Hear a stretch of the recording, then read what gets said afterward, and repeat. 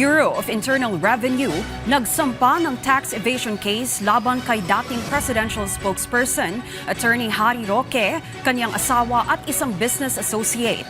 Nagbabalik si RR Tubice sa sentro ng balita.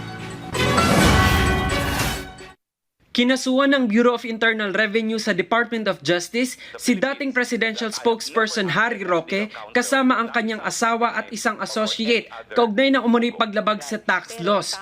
Ayon sa BIR, bigo sina Roque na mag-file ng mga kinakailangang tax returns at magbayad ng tamang buwis sa paglipat ng stock shares ng Biancham Holdings and Trading Incorporated. Aabot sa mahigit 3.3 million pesos ang mga hindi nabayarang buwis ni Roque.